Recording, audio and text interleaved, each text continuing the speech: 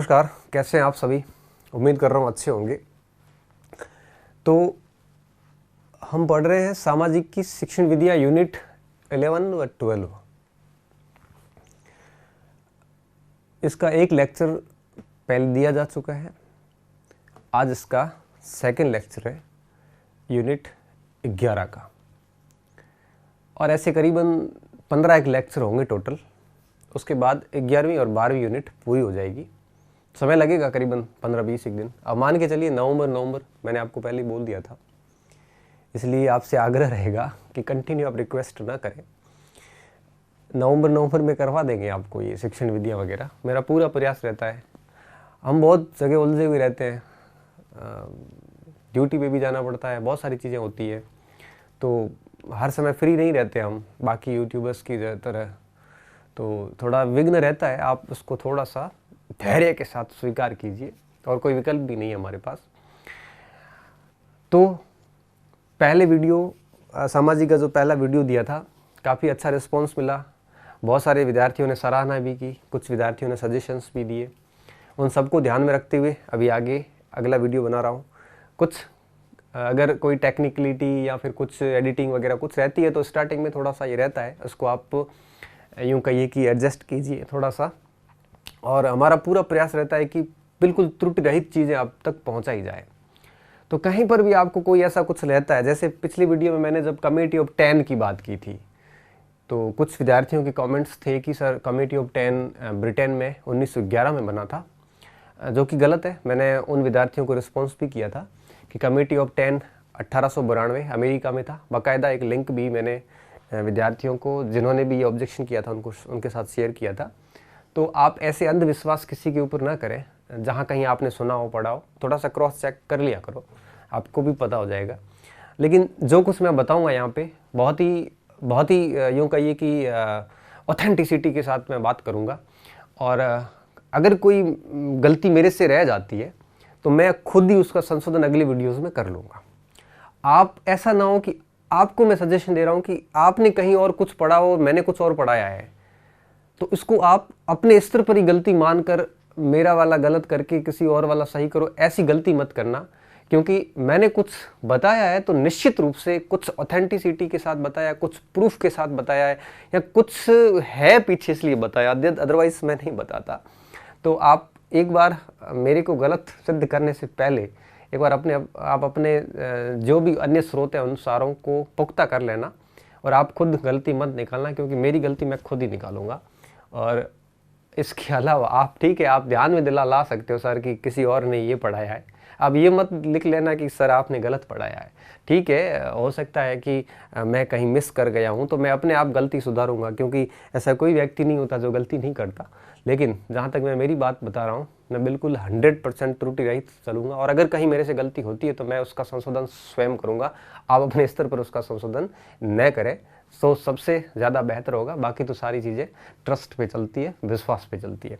तो शुरू करते हैं। सामाजिक अध्ययन की संकल्पना और क्षेत्र पर हम बात कर रहे थे। सामाजिक अध्ययन की संकल्पना पर बात चल रही थी, और मैंने आपको ये कहा था कि सामाजिक अध्ययन की जो संकल्पना है, इसमें हम क्या क्या पढ़ने वाले थे, ये सारी चीज़ें मैंने बात करी थी आपसे। और सामाजिक अध्ययन में पढ़ने के लिए जहाँ तक बात थी, तो मैंने कहा था कि सामाजिक अध्ययन में हमें क्या क्या पढ़ना है। एक विषय के रूप में सामाजिक अध्ययन का विकास कैसे हुआ, विषय के रूप में विकास कैसे हुआ, एक तो हमें यह पढ़ना था। और पिछले लेक्चर में हमने यही किया था कि सामाजिक अध्ययन का विषय के रूप में विकास। उसके बाद मैंने बात की थी आपसे, आपने नोट किया होगा कि सामाजिक अध्ययन का अर्थ क्या है। इसका अर्थ हमें समझना है, न कि विभिन्न विद्वानों की परिभाषाएं। सामाजिक विज्ञान का अर्थ क्या है, और हमें ये समझना था कि सामाजिक विज्ञान और सामाजिक ज्ञान के बीच में अंतर क्या है। तो सामाजिक विज्ञान और ज्ञान के बीच डिफरेंस क्या है, आज हमें ये भी पढ़ना है। इसके अलावा बहुत सारी चीज़ें जैसे विशेषताएं हैं, और आपके उद्देश्य है, और समस्याएं हैं सामाजिक अध्ययन की। तो ये सारी चीज़ें आज हमें समझनी है। तो कहने का मतलब ये हुआ कि विषय के विकास के रूप में, तो ये सारी की सारी जो बातें हैं ये आती है किसी भी विषय की संकल्पना में। चाहे आप कोई भी विषय का कंसेप्ट क्लियर करोगे, संकल्पना मतलब कंसेप्ट, तो संकल्पना जब भी पढ़ते हैं तो ये सारी चीज़ें उसमें शामिल हो जाती है। हम इसका संकल्पना का एक पॉइंट लेक्चर फर्स्ट में कर चुके थे, सामाजिक विज्ञान का एक विषय के रूप में विकास। आज हम बात करेंगे सामाजिक विज्ञान के अर्थ और ज्ञान और विज्ञान में अंतर क्या है, इन सारी चीज़ों पर हम बात करेंगे। तो सबसे पहले मैं लाता हूँ आपके यहाँ पर, चलो सामाजिक विज्ञान का अर्थ क्या है, नई स्लाइड पे आ जाता हूँ। अर्थ, सॉरी, सामाजिक विज्ञान के जहाँ तक अर्थ की बात है तो अब सामाजिक अध्ययन पढ़ रहे हैं। सामाजिक अध्ययन, अर्थ क्या है इसका, मतलब क्या है? दो शब्द है यहां पे, एक सामाजिक और दूसरा अध्ययन। अध्ययन क्या होता है पहले ये समझ लीजिए। अध्ययन का मतलब ये होता है कि एक बेसिक, या यूं कहीं सामान्य शब्दों में कहूं तो किसी भी चीज के बारे में जानना या उसके बारे में ज्ञान प्राप्त करना। अब किसी भी विषय वस्तु के बारे में या किसी के बारे में भी, चाहे समाज पढ़ रहे तो समाज के बारे में जानना, समाज के बारे में ज्ञान प्राप्त करना। अगर अर्थव्यवस्था पढ़ रहे हैं तो उसके बारे में जानना या उसके बारे में ज्ञान प्राप्त करना। तो किसी के बारे में भी जानना और ज्ञान प्राप्त करना, और उसके बाद इस प्राप्त ज्ञान का अपने दैनिक जीवन में उपयोग भी करना। दैनिक जीवन में अपनाना। मतलब ये हुआ कि ज्ञान प्राप्त करना तो सैद्धांतिक है, उस ज्ञान का दैनिक जीवन में उपयोग करना व्यवहारिक है। मतलब क्या हुआ कि सैद्धांतिक ज्ञान प्राप्त करने के साथ उसको व्यवहार में लाना, उसको व्यवहार में लाना क्या कहलाता है? अध्ययन कहलाता है। अध्ययन का मतलब क्या हो गया कि ज्ञान, न केवल ज्ञान प्राप्त करना बल्कि उस प्राप्त ज्ञान को अपने दैनिक जीवन में व्यवहार में लाना क्या कहलाता है? अध्ययन कहलाता है। इसे कहते हैं अपन स्टडी कहते हैं। और अब बात ये आती है कि व्यवहार में लाना है, तो किसी भी चीज को अगर व्यवहार में लाना होता है तो उसकी उस विषय वस्तु के बारे में हमें कंप्लीट जानकारी होनी जरूरी होती है। इसलिए कहते हैं कि जब भी किसी चीज को पढ़ो तो उसका अध्ययन करो, केवल पढ़ के छोड़ो मत। अब बात आती है, दूसरा शब्द है सामाजिक। सामाजिक का मतलब ये हो गया यहाँ पे समाज धनिक। अब बात ये हुई कि समाज धनिक मतलब इस अध्ययन में, ये अध्ययन किसका कर रहा है? समाज का कर रहा है। किसका अध्ययन कर रहा है? समाज का अध्ययन कर रहा है। मतलब समाज के बारे में जानना, समाज के बारे में ज्ञान प्राप्त करना और फिर उसको व्यवहार में लाना। अब ये व्यवहार में कौन लाएंगे? ये व्यवहार में लाएंगे विद्यार्थी, क्योंकि आगे चलकर वही विद्यार्थी यूं कहिए कि राष्ट्र निर्माता बनने वाले हैं। तो वही नागरिक जो है ये समाज का अध्ययन करेंगे और उसको व्यवहार में लाएंगे, जिससे क्या होगा? नागरिकों में एक प्रकार का नैतिकता कहिए, चाहे सुनागरिक जो होते हैं, सदचरित्र नागरिक का निर्माण होता है। तो समाज का इस प्रकार से अध्ययन करना और उसको व्यवहार में, विद्यार्थियों के व्यवहार में परिवर्तन लाना क्या कहलाता है? सामाजिक अध्ययन कहलाता है। सामाजिक अध्ययन कोरा समाज का अध्ययन नहीं है। सामाजिक अध्ययन का मतलब होता है कि समाज का न केवल अध्ययन करना, न केवल समाज के बारे में जानना, बल्कि समाज की हर समस्या का ज्ञान होना चाहिए, समाज की हर बात का ज्ञान होना चाहिए, समाज के हर संबंध का ज्ञान होना चाहिए, समाज की हर विशेषता का ज्ञान होना चाहिए, समाज के हर सुधार के बारे में जानकारी होनी चाहिए, समाज की कमियों का पता होना चाहिए, समाज की खूबियों का पता होना चाहिए, समाज का हर प्रोस और कॉन्स के बारे में जानकारी होनी चाहिए। और उसके बाद बच्चे अपने व्यवहार में परिवर्तन लाते हैं, उसके बाद नागरिक अपने व्यवहार में परिवर्तन लाते हैं। ये मुख्य रूप से सामाजिक अध्ययन का उद्देश्य होता है। तो कहने का मतलब क्या हुआ कि सामाजिक अध्ययन क्या है? तो समाज के बारे में न केवल जानना और ज्ञान प्राप्त करना, बल्कि बच्चों के व्यवहार में परिवर्तन लाना एक प्रकार से क्या कहलाता है? सामाजिक अध्ययन कहलाता है। यहाँ पे एक प्रश्न आपके ऊपर छोड़ना चाहूंगा। तो अगर समाज के बारे में ये सब करना है तो फिर सामाजिक अध्ययन वर्सेज समाज शास्त्र में फिर क्या फर्क होगा? क्योंकि समाज शास्त्र का काम भी यही है। समाजशास्त्र का क्या काम होता है कि समाज के बारे में अध्ययन करना, समाज की विशेषताओं के पर बात करना, समाज के उद्देश्यों पर बात करना, समाज के दोषों कमियों के बारे में बात करना, समाज की खूबियों के बारे में बात करना। जब सब कुछ समाज के बारे में बात करना ही समाजशास्त्र है तो फिर सामाजिक अध्ययन और समाजशास्त्र में क्या अंतर हुआ? ध्यान देना यहाँ पे कि फिर समाजशास्त्र और सामाजिक अध्ययन में क्या फर्क हुआ। यहाँ पे एक छोटा सा फर्क है जो मैं आपको बताना चाहूँगा। सबसे पहली चीज, समाजशास्त्र में केवल समाज पर बात की जाती है, इसके केंद्र में क्या होता है? समाज होता है। समाज शास्त्र के केंद्र में समाज होता है, पूर्ण रूप से बात किसके ऊपर की जाती है? समाज के ऊपर बात की जाती है। जबकि सामाजिक अध्ययन का केंद्र मानव होता है। कौन होता है? मानव होता है। और मानव को जो जो प्रभावित करता है उस हर पहलू का अध्ययन सामाजिक अध्ययन के अंदर होता है। जैसे मानव को अर्थ प्रभावित करता है, मानव को राजनीति प्रभावित करती है, मानव को आपके एक प्रकार से भूगोल प्रभावित करता है, पर्यावरण प्रभावित करता है, मानव को इतिहास भी प्रभावित करता है, मानव को आपके दर्शन भी प्रभावित करता है। मतलब क्या हुआ? मतलब ये हुआ कि मानव को समाज भी प्रभावित करता है, क्योंकि समाज के केंद्र में मानव होता है। समझिए इस बात को कि मानव को जो कोई प्रभावित करता है, जो कोई पहलू प्रभावित करता है, वो सारा का सारा अध्ययन किसमें होता है? सामाजिक अध्ययन में होता है। जबकि मानव और समाज के बीच का केवल इस भाग का अध्ययन कौन करता है? समाजशास्त्र करता है। इस जगह स्पेशली ध्यान देना विद्यार्थियों कि मानव और समाज के मध्य का संबंध जो है इसका अध्ययन किसमें होता है? समाजशास्त्र में होता है। जबकि मानव के हर पक्ष का अध्ययन, समाज सहित हर पक्ष का अध्ययन किसमें होता है? सामाजिक अध्ययन में होता है। इसलिए मैं कहना चाहूंगा यहाँ पे कि समाजशास्त्र एक प्रकार से सामाजिक अध्ययन का हिस्सा है। जिस तरह से अर्थशास्त्र, राजनीति शास्त्र, भूगोल, इतिहास, दर्शन शास्त्र, उसी प्रकार से समाजशास्त्र भी एक हिस्सा है किसका? सामाजिक अध्ययन का। सामाजिक अध्ययन एक विस्तृत विचारधारा है, एक यूं कहिए कि कई विषयों को एकीकृत रूप से सम्मिलित किए हुए, उनमें से एक समाजशास्त्र है।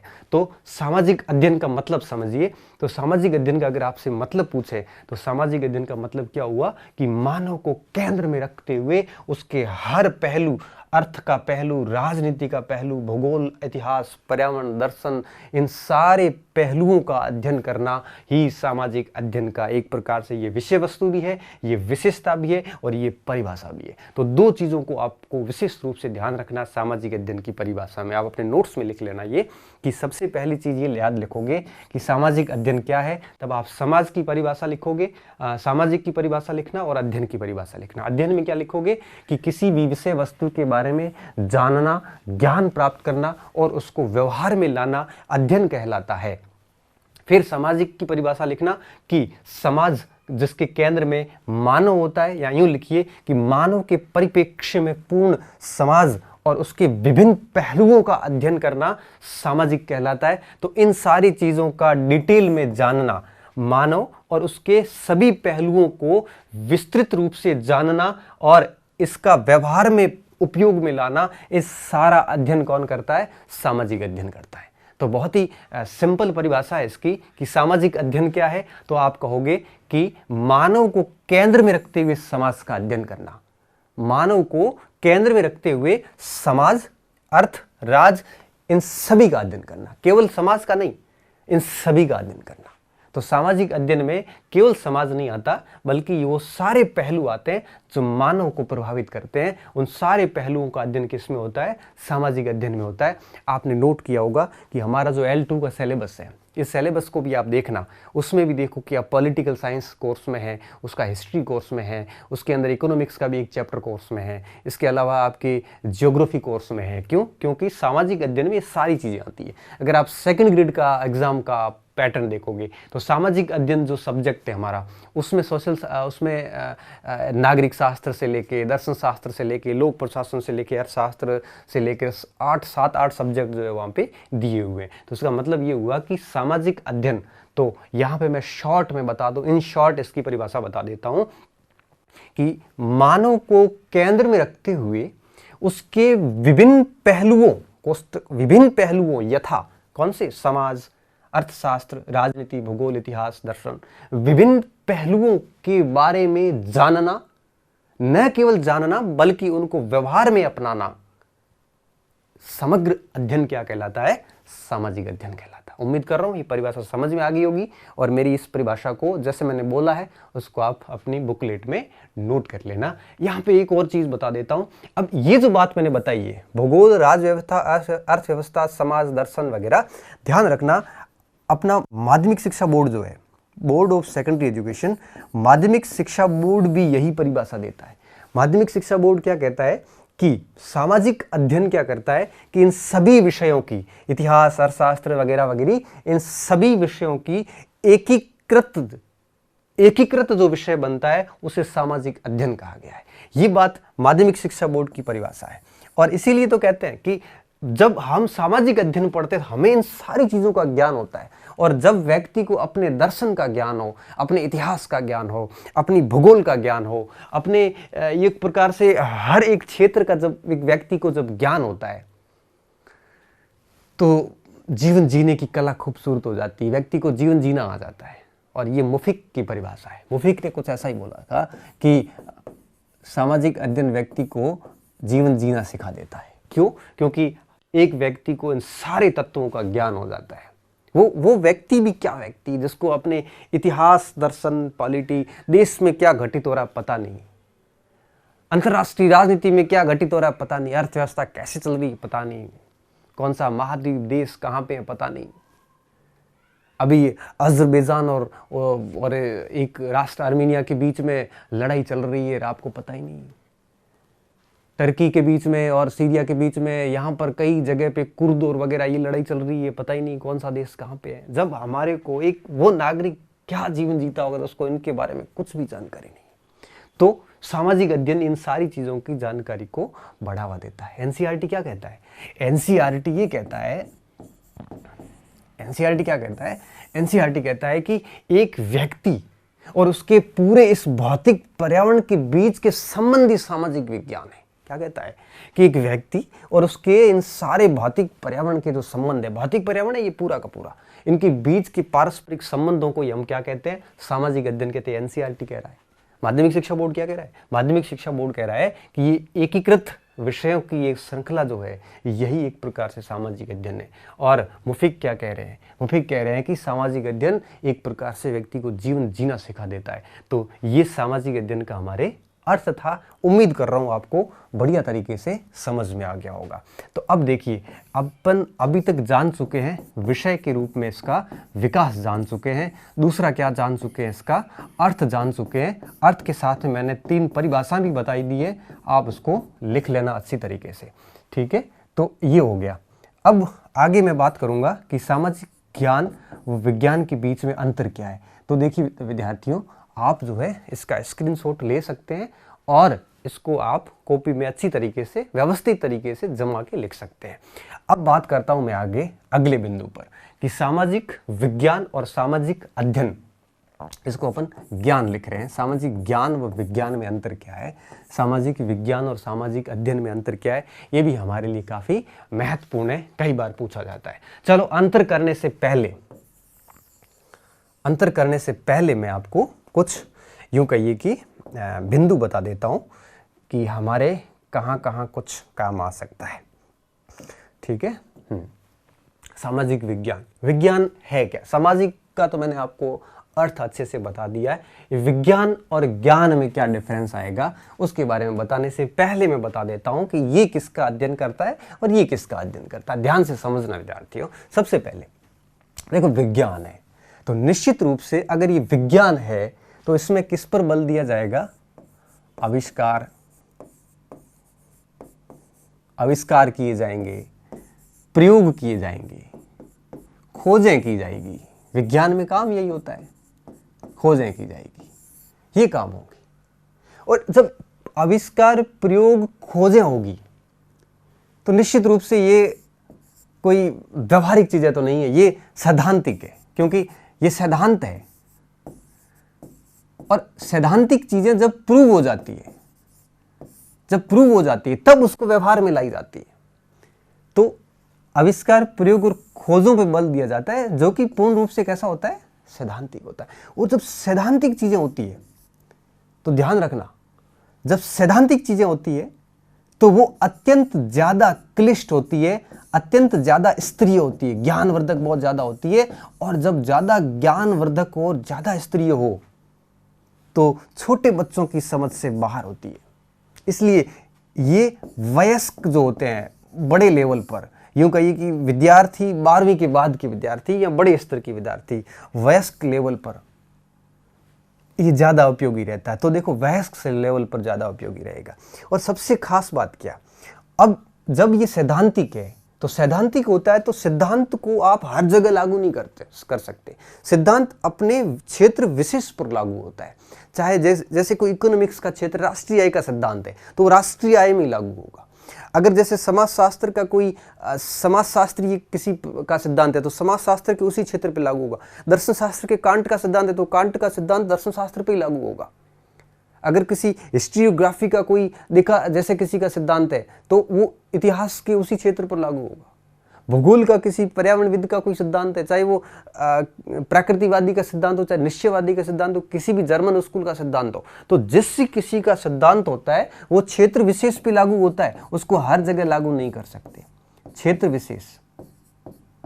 विशेष पर ही लागू होगा, हर जगह वो लागू नहीं होगा, ध्यान रखना। तो आविष्कार, प्रयोग, खोजों पर बल दिया जाता है, सैद्धांतिक होता है, क्षेत्र विशेष पर लागू होता है, ज्ञान और स्तरीय बहुत ज्यादा होता है और ये वयस्क बच्चों के लिए ज्यादा पढ़ाया जाता है। और सबसे बड़ी बात कि जब इतना होता है तो निश्चित रूप से इसका क्षेत्र बड़ा विस्तृत है। कैसा क्षेत्र है? बड़ा विस्तृत क्षेत्र माना जाता है। तो अब देखिए अपने सामाजिक विज्ञान की विशेषताएं बताइए। आविष्कार, प्रयोग, वो खोजों पर बल दिया जाता है। दूसरा, ये सैद्धांतिक है, सिद्धांत होते हैं इसके अंदर। तीसरा, क्षेत्र विशेष से संबंधित है। चौथा, ज्ञान व स्तरीय अध्यापन होता है। पांचवा, वयस्क विद्यार्थियों के लिए उच्च लेवल पे पढ़ाया जाता है, उसको अपन उच्च लेवल भी लिख सकते हैं, उच्च स्तर। और पांचवा, छठा कि इसके अध्यापन का क्षेत्र बड़ा विस्तृत है।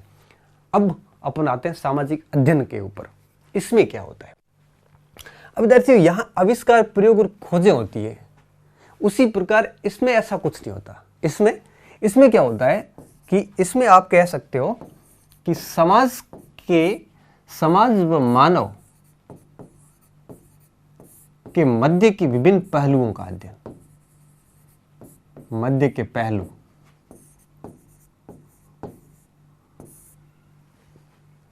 पहलुओं का अध्ययन। तो इसमें जिस आविष्कार, प्रयोग और खोजों पर बल दिया जाता था उसी प्रकार इसमें समाज और मानव के मध्य के पहलुओं पर बल दिया जाता है। पहलू कौन से? राज व्यवस्था हो, चाहे नागरिक शास्त्र हो, चाहे दर्शन हो, चाहे इतिहास हो, ये पहलू।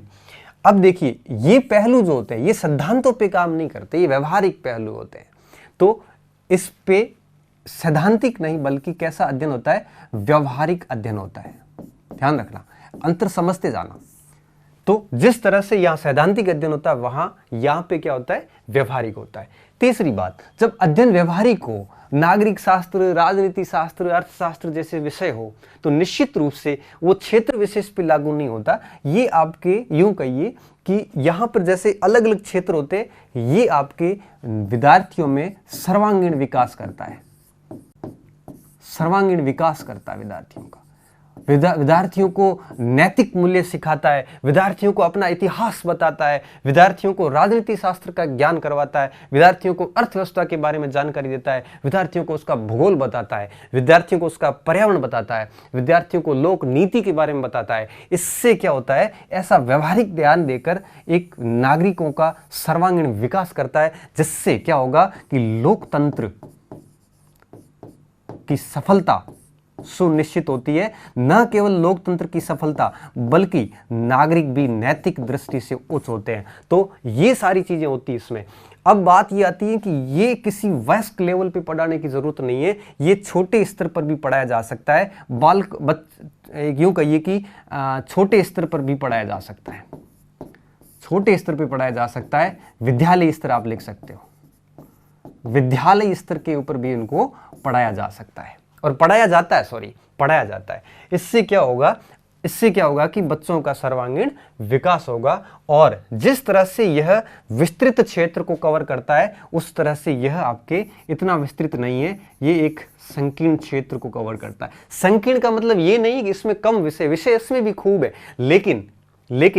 लेकिन हमें ध्यान ये रखना है कि इस विस्तृतता का मतलब ये होता है कि यहाँ कई नवीन खोजें हो सकती है, नवीन आविष्कार हो सकता है, इतना कुछ किया जा सकता है। जैसे नया ब्लैक होल की खोज कर ली या किसी अंतरिक्ष में नए किसी ग्रह की खोज कर ली, तो इसका क्षेत्र बड़ा व्यापक है। लेकिन इसमें फिक्स है कि हिस्ट्री, पॉलिटी, ज्योग्राफी वही पढ़ना है, इससे ज्यादा कुछ नहीं है। संकीर्णता का मतलब संक्षिप्तता से नहीं है। संकीर्णता का मतलब होता है कि क्षेत्र इसका सीमित है, लेकिन इसमें असीम संभावनाएं हैं। तो ये इसका अंतर हो गया पहला, दूसरा, और ये सर्वांगीण विकास तीसरा, लोकतंत्र की सफलता चौथा, छोटे स्तर पर पांचवा और संकीर्णता छठा। तो 6 विशेषता इसकी लिख लो, 6 इसकी लिख लो, दोनों की एक टेबल बना के काम कर लो, आपको सामाजिक विज्ञान और अध्ययन में अंतर है वो पता चल जाएगा। अब आप इसका आराम से स्क्रीनशॉट ले सकते हैं। अगर आपने स्क्रीनशॉट ले लिया है तो अपन आगे की बात करते हैं, ठीक है। तो ये सामाजिक अध्ययन और विज्ञान के बीच का अंतर हो गया, इसको आप अच्छे से समझना। और कुछ चीजें क्या, ये सारी चीजें आप लिख लेना, और इसके अलावा भी आप कोशिश करना निकालने के अंतर, और 2-4 और अंतर मिलते हैं तो उसको आप अपने बुकलेट में ऐड कर लेना। वापस चलता हूं मैं, विषय पढ़ लिया, अर्थ परिभाषा देख ली, ज्ञान व विज्ञान, सामाजिक ज्ञान और विज्ञान का अंतर देख लिया, ये 3 चीजें होगी संकल्पना के अंदर। अब देखते हैं आगे का बिंदु क्या है। हाँ, सामाजिक अध्ययन की विशेषताएं, ज्यादा बताने की आवश्यकता नहीं है। अब इतना कुछ समझने के बाद आराम से आप विशेषताएं तय कर सकते हो। फिर भी कुछ पॉइंट मैं बता देता हूं ताकि आपको एक अंदाजा हो जाएगा। आप उस अंदाजे का उपयोग करके बढ़िया तरीके से नोट्स में 8-10 विशेषताएं लिख लोगे, ताकि एग्जाम हॉल में अगर कोई भी ऑप्शन आएगा तो आपको दिक्कत नहीं होगी, आप आराम से फाइंड कर लोगे। मैं बड़ा आश्वस्त हूं कि अगर मैं ये न भी पढ़ाऊं विशेषताएं और उद्देश्य वगैरह, तो भी परीक्षा हॉल में 4 विकल्प देखने के बाद भी हम प्रश्न को आराम से सही कर सकते हैं। विशेषताएं क्या है? सामाजिक विशेषताओं का मतलब क्या है? विशेषताओं का मतलब ये होता है कि सामाजिक अध्ययन जब भी हम पढ़ाते हैं, जैसे हम कोई वस्तु मार्केट में खरीदने जाते हैं, तो वस्तु के बारे में जब भी हम उस दुकानदार के पास जाएंगे तो वो दुकानदार बताता है कि इसकी क्या क्वालिटीज़ है, इसको किसने बनाया है, ये क्या फ़ायदा दे सकती है, औरों से कैसे भिन्न है, ये सारे फीचर्स होते हैं वो बताता है। उसी प्रकार से सामाजिक के बारे में विशेषताएं वो चीज़ें होती हैं जो उस विषय को दूसरी चीज़ों से अलग करती है। तो विशेषताएं का मतलब ये हुआ कि सामाजिक अध्ययन दूसरों से अलग कैसे है, वो कौन सी बातें हैं जो सामाजिक अध्ययन को अन्य विषयों से अलग करती है, उन बातों को हम क्या कहते हैं? विशेषताएं कहते हैं। चाहे अब जैसे इतिहास की विशेषता क्या है या भूगोल की विशेषता क्या है, विशेषताएं वो बातें होती है जो उस विषय को दूसरों से अलग करती है। जैसे विषय छोड़िए, आप व्यक्ति के ऊपर भी आ जाइए। अगर मैं मेरी विशेषताएं बताऊंगा तो इसका मतलब ये हुआ कि मेरी वही बातें आपको मुझसे अलग करती है। तो समानता और विशेषता, आप ये समझिए कि आपकी जो विशेषताएं हैं वही आपको दुनिया से अलग करती है। अब मानिए, अब आपकी और मेरी विशेषता अगर सेम होगी तो आप में और मेरे में कोई फर्क नहीं होगा। मतलब क्या होगा, समझ गए ना आप? विशेषताओं का मतलब होता है वो बातें जो उस विषय या व्यक्ति को औरों से अलग करते हैं। अब देखिए यहां पे क्या होता है, सामाजिक अध्ययन की क्या विशेषता है, कौन सी ऐसी बातें हैं जो सामाजिक अध्ययन को दूसरे विषयों से अलग रखती है, दूसरे विषयों से सामाजिक अलग है। पहली विशेषता केंद्र बिंदु मानव है। मतलब देखिए आप कि सामाजिक अध्ययन का जो मूल बिंदु क्या है, वो है मानव, क्योंकि मानव ही एक प्रकार से समाज के केंद्र में रहता। मान लिया कि ये पूरा समाज है, ये जो पूरा गोल घेरा बनाया ये समाज है, तो इसके केंद्र में क्या होता है? मानव होता है, क्योंकि मानव के बिना समाज का कोई औचित्य नहीं है। और यूं कहिए कि समाज के बिना मानव का भी कोई औचित्य नहीं है। एक राजनीतिक विचार की परिभाषा है कि जो मानव जो है, जो समाज में रहता है, एक परिभाषा मुझे एग्जैक्टली याद नहीं आ रही है कि वो मानव मूर्ख है जो या तो समाज में नहीं रहता है या बहुत ज्यादा ज्ञानी है जो समाज में नहीं रहता। ऐसी कुछ परिभाषा, एग्जैक्टली मुझे वर्डिंग याद नहीं, रूसो की शायद परिभाषा है। तो मानव और समाज एक दूसरे से बहुत ही म्यूचुअली जुड़े हुए और दोनों का एक दूसरे के बिना अस्तित्व संकट में आ जाता है। तो समाज के केंद्र में होता है मानव। तो मानव को केंद्र में रखते हुए अध्ययन किया जाता है। फिर विभिन्न पहलू जुड़ जाते हैं, चाहे वो राजनीतिक पहलू हो, चाहे वो आपके आर्थिक पहलू हो, चाहे वो आपके विभिन्न प्रकार के मानवीय संबंधों के पहलू हो, चाहे वो आपके सरकारों से संबंधित पहलू हो, चाहे इतिहास से संबंधित हो, चाहे भूगोल के संबंधित हो। तो सामाजिक अध्ययन क्या करता है, मनुष्य को केंद्र में रखते हुए उसका अध्ययन करता है। ऐसा और कोई नहीं करता। समाजशास्त्र करता है तो समाज और मानव के केवल संबंध होते, बाकी पहलू नहीं होते। तो सामाजिक अध्ययन में भी समाजशास्त्र भी एक प्रकार से हिस्सा हो जाता है। दूसरा, मानवीय संबंधों का अध्ययन। मानवीय संबंधों के अध्ययन से क्या तात्पर्य? मानवीय संबंधों का मतलब ये होता है, इसमें मानव के साथ जितने भी अपना जो परिवार है, इसके अलावा मानव का समाज के साथ क्या संबंध है, इसके अलावा अपने समुदाय के साथ क्या संबंध है, धर्म के साथ क्या संबंध है, ये सारी चीज़ें भी इस प्रकार से समझने का हमें मौका मिलता है। तो सामाजिक अध्ययन में मानवीय संबंधों का भी अध्ययन किया जाता है। इसके अलावा समुदाय इधर फिर आ गया कि मनुष्य एवं समुदाय का भी अध्ययन किया जाता है। समुदाय का क्या मतलब है, यहाँ पे अपनी कम्युनिटी के बारे में मनुष्य को केंद्र में रखते हुए अध्ययन किया जाता है। इसके अलावा मनुष्य और पर्यावरण के मध्य का अध्ययन भी किया जाता है कि किस तरह से मनुष्य पर्यावरण के ऊपर निर्भर है और किस तरह से मनुष्य पर्यावरण को नुकसान पहुंचा रहा है और किस तरह से पर्यावरण मनुष्य को एक प्रकार से सपोर्ट कर रहा है, सहायता कर रहा है। इसका अध्ययन भी सामाजिक अध्ययन में किया जाता है।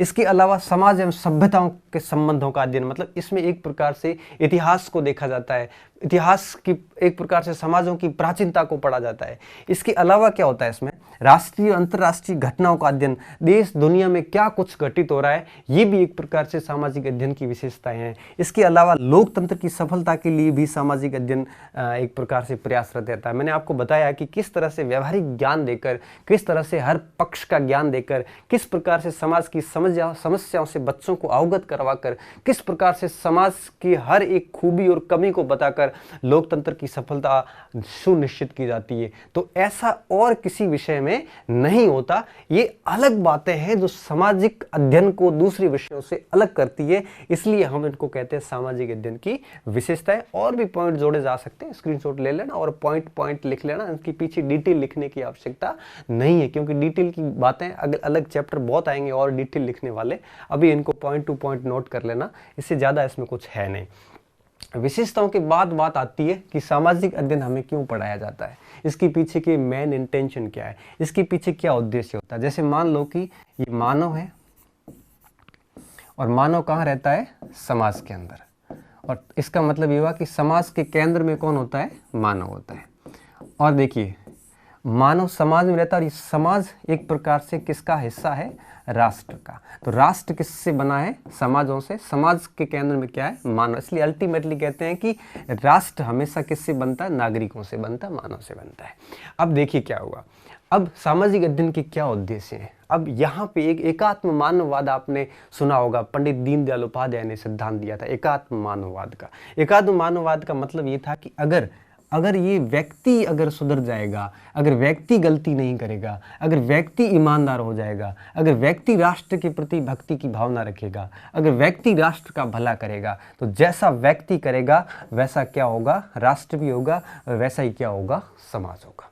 तो समाज और राष्ट्र कैसे होंगे, ये किसके ऊपर तय होता है, मनुष्य के ऊपर, हम नागरिकों के ऊपर। मानव क्यों लिख रहा हूं, क्योंकि हम सब मानव हैं और राजनीतिक सीमाओं ने हमें नागरिक बना दिया। अगर राजनीतिक सीमाएं नहीं होती तो हम सब ह्यूमन है, चाहे अमेरिका का हो, चाहे वो इंग्लैंड का हो, चाहे ऑस्ट्रेलिया का हो, चाहे पाकिस्तान का हो, सभी मानव है। लेकिन इन सीमाओं के कारण हम मानव होने के साथ साथ हम एक नागरिक भी है, नागरिक राष्ट्र के हैं। तो हम नागरिक जो है, हम पहले मानव है बाद में नागरिक है। तो कहने का मतलब क्या हुआ कि समाज और राष्ट्र कैसा होगा, जैसा मानव होगा। तो अब देखिए यहाँ पे, अब इसका उद्देश्य से क्या मतलब, इसका उद्देश्य से ये मतलब है कि मानव कैसा होगा, जैसा उसे वातावरण दिया जाएगा, जैसा उसे वातावरण मिलेगा, जैसा उसे सिखाया जाएगा, जैसा उसे सिखाया जाएगा मानव वैसा ही होगा। अगर बच्चा छोटा है और उसको अपन विभिन्न प्रकार के ऐसे यूं कहिए कि लड़ाई झगड़ों की शिक्षा देंगे तो बच्चा बड़ा होकर सीधी सी बात है लड़ाई झगड़ी करेगा। उसको शांति का पाठ पढ़ाएंगे तो वो आगे शांत नागरिक बनेगा। उसको जैसा अपन सिखाएंगे बच्चा वैसा ही होगा। अब देखिए, अब बात ये आती है कि जैसा हम सिखाएंगे नागरिक को, वो ऐसा ही मानव बनेगा, जैसा वो मानव बनेगा वैसा ही राष्ट्र होगा। यहाँ पे मैं उद्देश्य बता रहा हूँ सामाजिक अध्ययन का।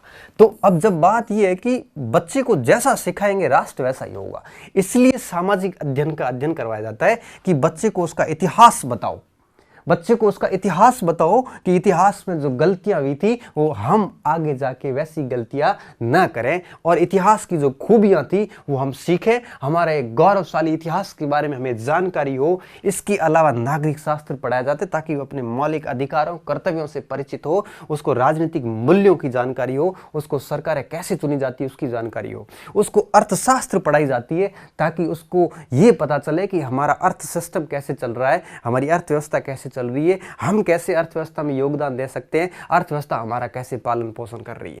तो ये सारी चीजें हम ऐसे सामाजिक अध्ययन के अंदर बच्चों को सिखाते हैं, इन सारों का गुण दोष बताते हैं, क्या करना चाहिए क्या नहीं करना चाहिए का नॉलेज करवाते हैं। इससे क्या होता है कि जब भी ये बच्चा बड़ा होगा, एक नागरिक बनेगा, समझदार नागरिक, टैक्स पेयर बनेगा, तब वो एक जैसा उसको सिखाएंगे वैसा वो होगा, और वैसा ही समाज होगा, और वैसा ही राष्ट्र होगा। यही सबसे बड़ा इसका उद्देश्य है। अब देखिए, अब समाज के अंदर सुधार करने हो तो हम अगर इस लेवल पर बच्चों को बताएंगे कि हमारे समाज की ये कुरीतियां कि बेटा दहेज नहीं लेना चाहिए, ये गलत है, या यूं कहिए कि उसको सिखा दिया कि बाल विवाह नहीं होना चाहिए, या ये नशे पते नहीं करने चाहिए, ये जितनी भी कुरीतियां, कुप्रथाएं, जो बुरे आचरण है, ये हम अगर बच्चे को सिखाएंगे तो निश्चित रूप से बच्चा उन आचरणों का पालन करेगा। तो डेफिनेटली क्या होगा कि बच्चे के चरित्र का निर्माण होगा, बच्चा विभिन्न प्रकार की समस्याओं से दूर रहेगा, जिससे राष्ट्र निर्माण में योगदान मिलेगा। इसके अलावा देखो, इसके अलावा क्या होगा, मनुष्य और समाज के संबंधों के बारे में उसको जानकारी होगी और बढ़िया संबंध बनेंगे। इसके अलावा एक नागरिक को जैसा सिखाएंगे वो वैसा ही होता है, ये मैं बात कई बार बोल चुका हूँ, फिर बोल रहा हूँ। इससे क्या होगा कि बच्चों को अपनत्व की भावना विकसित होगी। राष्ट्र के प्रति अपनत्व की जब भावना होती है तो नागरिक सब अपनत्व के हिसाब से लेते हैं, छोटे छोटे संकीर्ण स्वार्थों के कारण लड़ते नहीं है। उत्तरदायित्वों का भी बोध होता है कि राष्ट्र के प्रति बच्चे का क्या उत्तरदायित्व है, समाज के प्रति क्या उत्तरदायित्व है, परिवार के प्रति उसका क्या उत्तरदायित्व है, स्वयं के प्रति क्या उत्तरदायित्व होता है। तो उत्तरदायित्व का बोध होता है, अपनत्व की भावना, चरित्र निर्माण, राष्ट्र निर्माण, नैतिक उत्थान। इसके अलावा सामाजिक और मानवीय संबंध और वातावरण के साथ में किस तरह से उसको तालमेल बिठाना है, समाज के साथ कैसे ट्रीट करना है, सामाजिक कुरीतियों से कैसे बचना है, समाज का कैसे उत्थान करना है, ये सारे के सारे सामाजिक के क्या है उद्देश्य है। आप इसको स्क्रीनशॉट कर लेना, और उम्मीद कर रहा हूं कि इस मॉडल के बेस पे आप 5-6 विशेषताएं और लिख लोगे। चीज को रटना नहीं है, चीज को समझना है। कोई भी विषय वस्तु हो अगर आप उसको समझोगे तो डेफिनेटली क्या होगा कि मैं अगर ये सारी चीजें मिटा दूं तो भी आप उद्देश्य के तौर पे 8-10 बिंदु आराम से लिख सकते हो, कोई बात नहीं। परीक्षा में अगर इनमें से कोई भी पॉइंट ना आए, लेकिन अगर परीक्षा में जो 4 ऑप्शन आएंगे उनको देख के भी आप आराम से कह सकते हो कि सामाजिक अध्ययन का कौन सा उद्देश्य है और कौन सा उद्देश्य नहीं है। ये हमारे ऊपर तय होगा, क्योंकि अगर हमने थीम समझ ली तो ऑप्शन निकालने में दिक्कत नहीं होती है। इसलिए हमेशा विद्यार्थियों को कहता हूं कि रटना नहीं है, हमें वो चीज समझनी है जो वास्तव में है। कब सामाजिक अध्ययन का क्या उद्देश्य, बच्चों को क्यों पढ़ाया जाता है, ये बच्चों को इसलिए सिखाया जाता है कि बच्चे अपने आप में परिवर्तन करें। मानव जो है वो कैसा होगा, जैसा उसको बचपन में सिखाया जाएगा। इसलिए कहते हैं कि हर पक्ष के बारे में सिखाओ ताकि वो आगे चलकर अच्छे समाज और राष्ट्र का निर्माण कर सके। ये सामाजिक अध्ययन के उद्देश्य थे। आगे सामाजिक अध्ययन की प्रकृति क्या है, प्रकृति का क्या मतलब हुआ कि सामाजिक अध्ययन का नेचर कैसा है। नेचर का क्या मतलब होता है, नेचर का मतलब कोई बहुत ज़्यादा अलग नहीं होता विशेषताओं से। सामान्य ले लीजिए कि सामाजिक अध्ययन, वापस वही बात आ जाती है कॉमन घूम फिर के कि समाज और भौतिक वातावरण का अध्ययन करता है। कि जैसे मानव जो है इसका अपना पर्यावरण के साथ क्या संबंध है, किस तरह से मनुष्य पर्यावरण को बेहतर कर सकता है, मनुष्य का समाज के साथ कैसे संबंध है और समाज को वो किस तरह से बेहतर कर सकता है। इसके अलावा मनुष्य को किस तरह से उसके इतिहास सभ्यताओं की जानकारी दी जाए, किस तरह से इतिहास की भूलें न हो और किस तरह से खूबियों को बनाए रखे की जानकारी दी जाए, किस तरह से देश चल रहा है, किस प्रकार से उसका धन आगमन हो रहा है, किस प्रकार से इस अर्थशास्त्र अर्थ की जानकारी दी जाए। तो इस टाइप से समाज और और उसके बीच का जो भौतिक वातावरण उसका एक प्रकार से अध्ययन करना, ये इसका एक प्रकार से नेचर है। इसके अलावा एकीकृत अध्ययन, एकीकृत का क्या मतलब होता है? एकीकृत अध्ययन का मतलब होता है ऐसा विषय जिसमें कई छोटे छोटे विषय शामिल हो। एकीकृत अध्ययन इसलिए लिख रहे हैं कि इसमें हिस्ट्री भी पढ़ाई जाती है, इसमें आपके पॉलिटी भी पढ़ाई जाती है, इसमें आपके लोक प्रशासन भी पढ़ाई जाती है, इसमें आपके सोशियोलॉजी भी पढ़ाई जाती है, इसमें इकोनॉमिक्स भी पढ़ाई जाती है, मतलब सभी विषयों का अध्ययन किया जाता है। इसलिए हम इसको क्या कहते हैं? एकीकृत अध्ययन भी इसको कहा जाता है। इसका नेचर है ये। नेचर का मतलब क्या होता है आप समझ सकते हो। आप खुद के बारे में सोचना कि आपका नेचर क्या है, तब आप कहोगे कि आप ईमानदार हैं, आप भावुक हो जाते हैं, आप जब भी कोई गलत चीज़ें देखते हैं तो आपको एक प्रकार से घृणा हो जाती है, आप दयालु प्रकृति के हैं, ये आपका नेचर है। उसी तरह से सामाजिक का क्या नेचर है? सामाजिक का नेचर है कि वो भौतिक वातावरण का अध्ययन करता है, सभी विषयों को साथ लेके चलता है, मनुष्य के संबंधों का अध्ययन करता है कि मनुष्यों के बीच में किस तरह से लड़ाई झगड़े कम हो, किस तरह से मनुष्य के संबंधों में मधुरता है। विभिन्न समुदायों का अध्ययन करता है, चाहे वो जाति, धर्म, विभिन्न प्रकार के, और इसके अलावा पारिवारिक संबंध जितने भी है, रिलेशंस चीज़ें जो है, उनका भी वो अध्ययन करता है। तो ये सामाजिक अध्ययन की प्रकृति है, ये सामाजिक अध्ययन का नेचर है। ये एक प्रकार से वो बातें हैं जो सामाजिक अंदर अध्ययन के अंदर समाहित है। पॉइंट देख लेना और इसको भी लिख लेना आप। इसके बाद बात आती है सामाजिक अध्ययन की विषय वस्तु क्या है। अब इसको अपन दो एंगल से पढ़ेंगे। पहला एंगल है कि सामाजिक अध्ययन की विषय वस्तु का प्रश्न क्या आ सकता है। एग्जाम में प्रश्न ये आ सकता है कि निम्नलिखित में से कौन सा सामाजिक अध्ययन में पढ़ाया जाता है, कौन सा नहीं पढ़ाया जाता है। तो आप आराम से इसका उत्तर कर सकते हैं। इतिहास पढ़ाया जाता है, इससे क्या होगा, नागरिक को उसके भूतकाल की घटनाओं, जो भी बुरी घटनाएं हुई थी, जो हमारी गलतियां रही थी, ऐसी ना करें, और जो खूबियां रही थी उसको निरंतर आगे बढ़ा के रखे, हमारे गौरवशाली इतिहास को बनाए रखे। नागरिक शास्त्र मतलब आप राजनीति शास्त्र भी लिख सकते हो, इसका अध्यापन करवाना, जिससे कि वो अपने राजनीतिक अधिकारों के प्रति, कर्तव्यों के प्रति, संवैधानिक मूल्यों के प्रति बच्चा जागरूक हो और अपने मतदान का भी ढंग से आगे चलकर उपयोग करें, क्योंकि राजनीति का ज्ञान होना बहुत ही ज़्यादा ज़रूरी होता है। इसके अलावा अर्थव्यवस्था का ज्ञान, एक राष्ट्र की अर्थव्यवस्था कैसे चल रही है, इसका भी ज्ञान होना चाहिए। अपने देश का भूगोल क्या है, अंतर्राष्ट्रीय स्तर पर कौन से क्षेत्र कहाँ कहाँ पर है, कौन सा पर्यावरण किस प्रकार से चल रहा है, किस प्रकार से हम पर्यावरण को नुकसान पहुँचा रहे हैं, ये सारा अध्ययन भी करवाना। साथ साथ में दर्शन शास्त्र का अध्ययन भी करवाना कि किस विषय का क्या क्या दर्शन होता है। जब भी कोई व्यक्ति PhD करता है तो उसका आता है डॉक्टर ऑफ फिलॉसफी, चाहे इतिहास में करो, चाहे पॉलिटी में करो, चाहे इकोनॉमिक्स में करो, लगता है डॉक्टर ऑफ फिलॉसफी। फिलॉसफी क्यों लगता है? क्योंकि उस विषय का दर्शन उसने समझ लिया है, उससे बड़ी शिक्षा कुछ हो ही नहीं सकती, इसलिए उसको डॉक्टर की उपाधि दी जाती है। तो दर्शन शास्त्र, भूगोल, अर्थशास्त्र, राजनीति, इतिहास, हिंट दे देता हूं, एक पकड़ा देता हूं कि आप परीक्षा में गलत नहीं करोगे। सामाजिक सेकंड ग्रेड का जो सिलेबस है, उस सेकंड ग्रेड के सिलेबस के अंदर जो सेकंड पेपर में जो जो विषय पूछे जाते हैं वही इसकी विषय वस्तु है। तो सवाल यहां से बन सकता है, ये विषय वस्तु से बन सकता है कि ये विषय है जो समाज के अंदर पढ़ाए जाते हैं।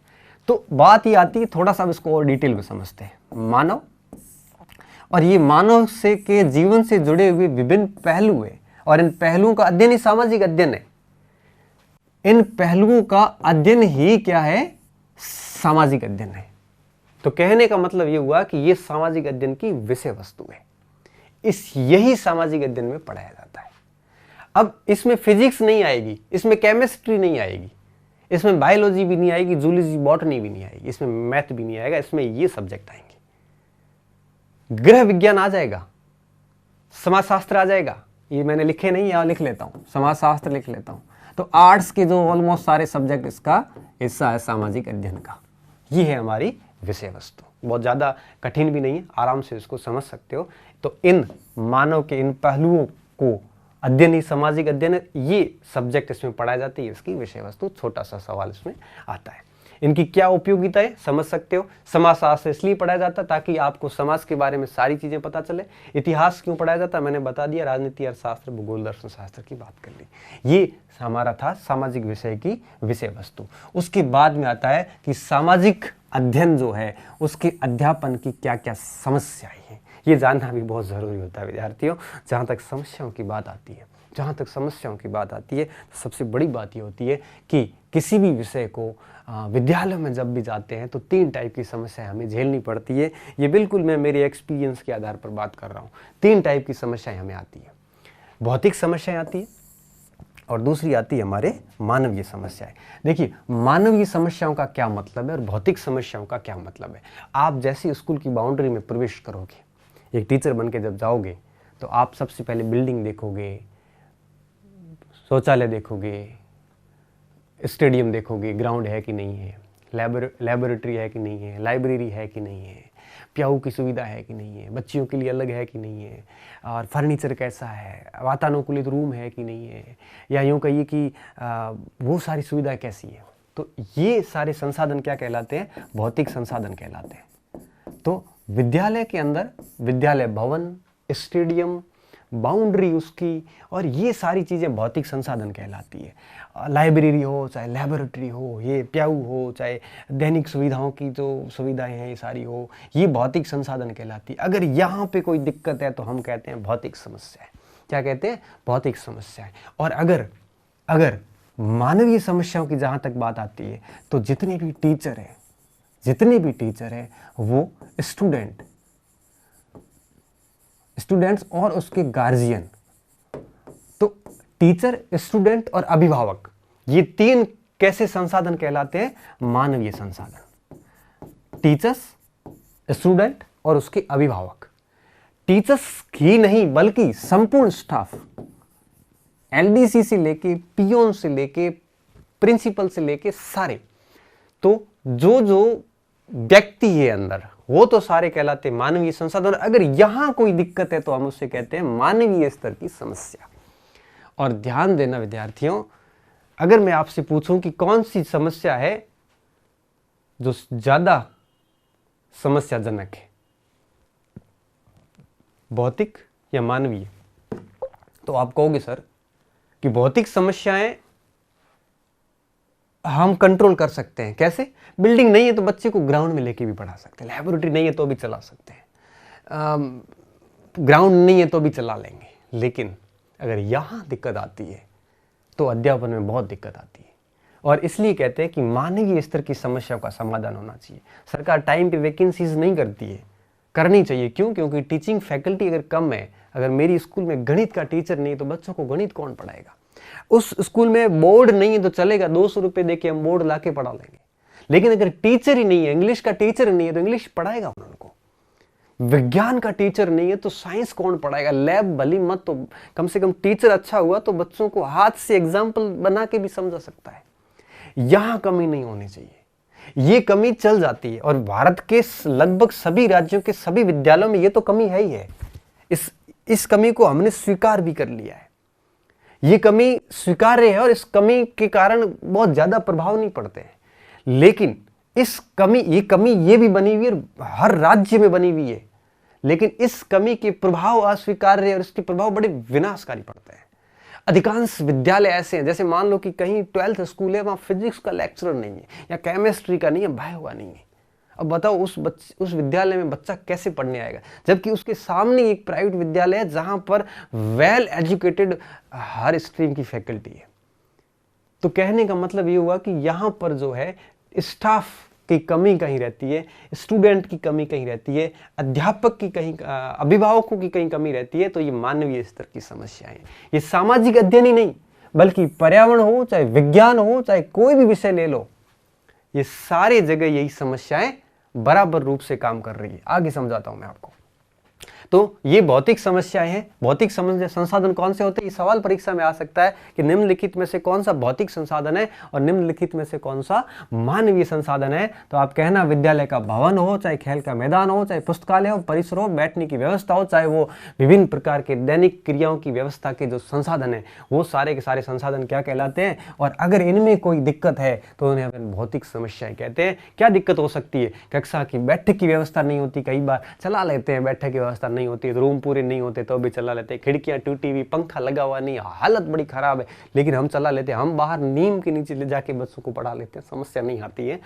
जनरली मेरा एक ट्रेंड भी रहा, मैं 8 साल स्कूल शिक्षा में रहा, 8 साल नहीं सॉरी 6 साल विद्यालय शिक्षा में रहा, और मैंने 11th 12th हो, चाहे 9th 10th हो, चाहे 8वीं के बच्चों को भी पढ़ाया, तो मैं नीम के लिए बिठा के आराम से पढ़ा लेता था, क्योंकि जनरली दिक्कत नहीं आती। बोर्ड बार नीम के नीचे लगा के बच्चों को पढ़ा देते, बड़ा अच्छा लगता था उनको। वातानुकूलित कक्ष नहीं है, गर्मियों में बहुत गर्मी हो जाती है उनके अंदर, सर्दियों में बहुत सर्दी होती है, आप 2 मिनट भी अंदर बैठ नहीं सकते, बच्चों की हालत कम भी छूट जाती है। संसाधनों का बहुत सारा अभाव रहता है यहाँ पे, उचित जल की व्यवस्था नहीं होती, बच्चे हालत बड़ी खराब होती है। आजकल तो काफ़ी कुछ हो चुका है, सहायक सामग्री, खेल का मैदान, शौचालय अभाव, ये सारी चीज़ें ऐसी है जो दरअसल रहता, लेकिन इनकी इतने ज़्यादा खराब प्रभाव नहीं पड़ते। इनका प्रभाव ये पड़ सकता है कि नामांकन कम होंगे, या फिर यूँ कहिए कि अगर कोई पास में निजी विद्यालय और उनमें ये सारी अच्छी सुविधाएं हैं तो डेफिनेटली कुछ जाएगा। लेकिन मेरा ये मानना है कि अगर टीचर में क्वालिटी हो तो ये संसाधन जो है ये ज़्यादा महत्वपूर्ण नहीं है। स्पेशली आर्ट्स में तो नहीं है, साइंस में ज़रूर फर्क पड़ेगा, क्योंकि अगर लेबोरेटरी वगैरह नहीं है तो बहुत ज़्यादा दिक्कतें आती है। लेकिन मेरा ये मानना है कि टीचर में अगर क्वालिटी है और समर्पित होकर काम करते हैं तो भौतिक संसाधन बहुत बड़ी समस्या नहीं है। अब बात आती है मानवीय समस्या क्या होती है, तो जितने भी कर्मचारी है वो विद्यार्थी और अभिभावक, ये मानवीय संसाधन कहलाते हैं, और इनमें कोई दिक्कत होती है उससे अपन कहते हैं मानवीय समस्या। क्या दिक्कतें हो सकती है? सबसे पहली दिक्कत होती है भाषागत अवरोध। अब देखो क्या होता है कि जैसे बाड़मेर जैसे क्षेत्रों में अगर कोई ग्रामीण क्षेत्रों में अगर कोई शेखावटी से या उत्तरी राजस्थान से कोई टीचर आते हैं तो जनरली वो हिंदी बोलते हैं, शुद्ध हिंदी बोलते हैं। अब वो जो विशुद्ध हिंदी बोलते हैं, हमारे बाड़मेर क्षेत्र के छोटे स्तरों पर बच्चों को हिंदी आती नहीं है। ऐसी कंडीशन में होता है कि बच्चा प्रॉपर तरीके से समझ नहीं पाता। कई बार अब बच्चों की भाषा टीचर को समझ में नहीं आती और टीचर की भाषा बच्चों को समझ में नहीं आती। अब मैं मेरी अगर एग्जांपल दूं तो मैं कई बार जब भी इतिहास पढ़ा रहा था तो बच्चों को जब भी समझ में नहीं आता था, मैं विशुद्ध रूप से मारवाड़ी बता के समझा देता था कि ऐसे होता है, बच्चे को आराम से समझ में आ जाता था। जब तक मैं हिंदी बोलता हूँ तब तक उनको समस्या आती है, लेकिन जैसे मैं मारवाड़ी से समझाता हूँ तो उनको बढ़िया तरीके से समझ में आ जाता है। तो ऐसे भाषागत अवरोध भी रहते हैं, ये शिक्षण की बड़ी समस्या रहती है यहाँ पे।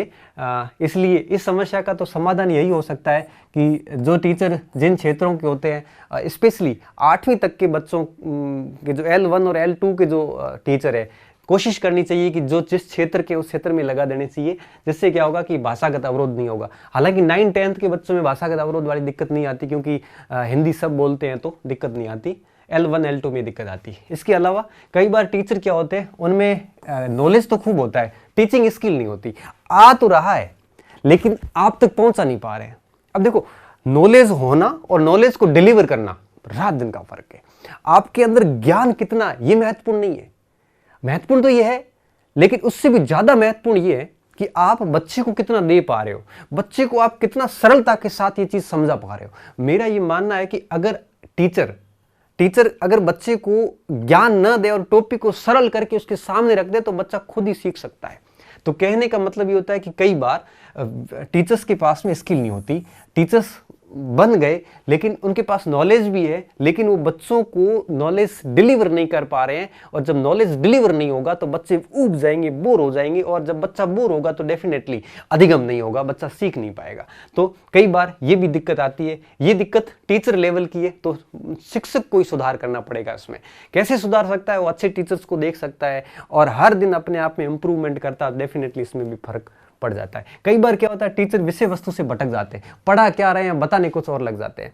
कई बार इतिहास पढ़ाते पढ़ाते खुद का इतिहास बताने लग जाते हैं, पॉलिटी पढ़ाते पढ़ाते राजनीतिक हितों के ऊपर बात करने लग जाते हैं। कई बार क्या होता है, अभिव्यक्ति में दिक्कत आती है, स्टेटमेंट में बिल्कुल तारतम्यता नहीं होती, पहले का स्टेटमेंट और बाद के स्टेटमेंट के बीच में कोई भी वो कंटिन्यूटी नहीं होती, तो फ्लो नहीं होगा, तो निश्चित रूप से बच्चे को समझने में दिक्कत आएगी। इसके अलावा कई बार वाक्यों में तारतम्यता नहीं होती, क्या बोल रहा है टीचर खुद को पता नहीं होता। कई बार क्या होता है कि टीचर खुद बिना तैयार हुए क्लास में आ जाते हैं। जब टीचर बिना तैयार हुए आ जाते हैं तो डेफिनेटली विषय वस्तु का पूरा ज्ञान उसको नहीं होता, तो कोई न कोई पक्ष अधूरा रह जाता है। तो ये सारी टीचर की समस्याएं हैं। तो कोशिश करनी चाहिए शिक्षकों को कि ऐसी कोई समस्या ना रहे, उसको बिल्कुल हर दिन अपने आप को सीखते रहना चाहिए, हर दिन फ्लुएंसी के साथ में प्रयास करना चाहिए। तो अगर शिक्षक प्रयास करेगा तो ये कोई बहुत बड़ी समस्या नहीं है, उसको आराम से शिक्षक क्योंकि वो नॉलेजफुल है, नो डाउट, तभी परीक्षा पास करके आया है। लेकिन वो अगर प्रयास नहीं करेगा तो कमतर रहेगा, तो प्रयास करेगा तो ये चीज़ भी हो जाएगी। इसके अलावा कई बार क्या होता है कि मनोवैज्ञानिक विधियों का उपयोग नहीं करता। ये एक्चुअली ये व्यवहारिक बात नहीं है, हमें तो यह ध्यान में रखना, लेकिन व्यवहारिक बात नहीं है। मनोविज्ञान के जो सिद्धांत आप पढ़ के जाते हो और विद्यालय में जाते हो बिल्कुल डिफरेंट है। क्योंकि आपने जो पढ़ा है ना मनोविज्ञान के अंदर जितने भी सिद्धांत, ये जब भी आप क्लास के रूम में जाओगे धरे रह जाते हैं, व्यक्ति वैसा ही पढ़ाता जैसा वो है। ठीक है, मनोविज्ञान के सिद्धांत कहीं हेल्प कर सकते हैं, फिर भी हमारे को यहाँ पे प्रैक्टिकली ये याद रखना पड़ेगा कि मनोवैज्ञानिक विधियों का ढंग से उपयोग नहीं होता।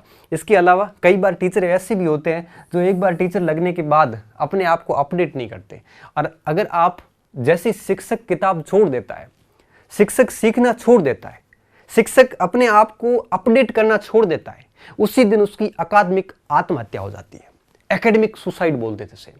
इसलिए शिक्षक को हमेशा अपडेट रहना चाहिए, वो अपडेट रहेगा तभी विद्यार्थियों को अपडेट कर पाएगा, विद्यार्थियों को सारी चीजें ज्ञान दे पाएगा। तो कई बार ये दिक्कत भी शिक्षकों के साथ आती है कि वो पढ़ना छोड़ देते हैं और खुद अगर नॉलेज एनरिच नहीं करेंगे तो बच्चों को नहीं दे पाते। ये टीचर स्तर की समस्याएं हैं, ये शिक्षण की जगह आप शिक्षक लिख लेना, तो ये शिक्षक स्तर की समस्याएं हैं और ये हम शिक्षकों को सुधारनी है।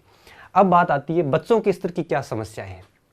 कई बच्चे विद्यार्थी मानसिक रूप से जन्म से ही कमजोर होते हैं, इनको हम मोटिवेट ही कर सकते हैं कि ज़्यादा से ज़्यादा मेहनत कर, सब कुछ संभव है। कुछ मानसिक रूप से कई बीमारियों से ग्रसित भी होते हैं, कई जेनेटिकली प्रॉब्लम होती है, कई बच्चे स्वास्थ्य जिनका कमज़ोर होता है मेरी तरह, कुछ बच्चे कमज़ोर बुद्धि लब्धि के होते हैं, चीज़ों को ग्रास्प अच्छे से नहीं कर पाते हैं, कई बच्चों के घरों में लड़ाइयाँ चलती रहती है, पारिवारिक वातावरण सही नहीं होता। तो ये समस्या है विद्यार्थियों की समस्या। इसमें टीचर कुछ नहीं कर सकता बच्चों को मोटिवेशन करने के अलावा। इसमें परिवार को ध्यान रखना है कि बच्चे को हम एज ए परिवार बच्चों को सुधारने का प्रयास यहाँ पे करना चाहिए। हालांकि ये समस्या डेफिनेटली होती है, हर क्लास में रहती है, हर बच्चे के साथ होती है।